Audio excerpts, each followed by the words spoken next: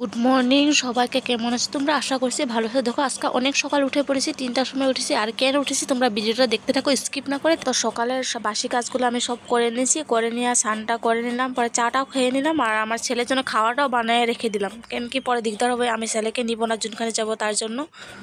দেখো ফাইনালি আমি রেডিও হয়ে নিলাম। এদিকে কেউ উঠে না, তোমরা দেখে বুঝতেই পারছো। ওর বাবা আর আমার ছেলে ঘুমিয়ে রয়েছে। তারপরে আমি কেন আজকে ভিডিওটা সকালে উঠলাম তোমাদের সাথে বলছি।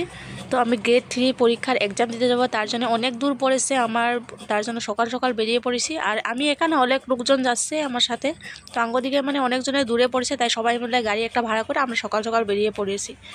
তো সবাই এক লগে পড়েছে, সবার সেন্টার এক জায়গায় পড়ে নাই, অন্য অন্য জায়গায় পড়ছে। তো আঙ্গর লগে দুইজনে নামে গেছে, দেখো সেন্টারটা ও এখানে পড়ছে, আর দেখো এখানে লাইন হয়ে গেছে। আমি এখনো জায়গাতে গিয়ে পৌঁছি না যেখানে আমার এক্সামটা। তারপরে ওগরে নামায় তারপরে আমি এক্সাম দিতে গেলাম। মানে কি এক্সামের মানে কলেজের ভিতরে আমি ঢুকার মানে গেটটা ঢুকার আগে মোবাইল অ্যালাউড বন্ধ। তারপরে আমি মোবাইলটা আমি গাড়িতে রেখে গেছিলাম। তারপরে এক্সাম দিয়ে আসা দেখো আমার চোখ একেবারে ভিতরে গেছে। সকালে কিছু খাই নাই, ওখানে মানে 2টা বাজে। আর হোটেলে দেখি ভাত নাই, কতগুলা হোটেলে ঘুরছি, ভাত নাই, এত ভিড় ছিল মানে সবখানে। এখানে ভাত নাই, এখানে সবজি নাই। তারপরে এখানে ঢুকলাম, এখানেও কপালটা খারাপ। আরো তো এখানেও বলছে 20 মিনিট বসতে লাগবো, তারপরে ভাত বানাই দেবো। মানে কি আজকে মনে হয় কপালে ভাতই নাই, তাই আমরা আবার অন্যখানে গেছিলাম, ওখানেও পাই নাই। তারপরে ঘরে এসে পড়লাম, আরও খাই নাই। দেখো আমার ছেলেটা আসার পরে কি করতেছে আমার সাথে, রেখে গেছিলাম যে এত মানুষ হয়েছে না, একবারে হোটেলগুলোতে ভাতই নাই, সব হোটেলে ভাত সবজি সব শেষ হয়ে গেছে একবারে, আর কিছু খেয়েই নেই। আমরা ডাইরেক্ট ঘরে এসে ভাত খেলাম, ফ্রেশ হয়ে নিলাম। দেখো ভাত আজকে কি করেছে মেনুতে আমার শাশুড়ি। তো এটা একটা মাছের রসা রসা করে করেছে, ভালো হয়েছে। ঘরে খাইছি কারণ কি টেস্টি টেস্টি খাওয়ার ছিল আজকে। তারপরে মাছের ভাজি আর মাছের বড়া, পরে শাক আমার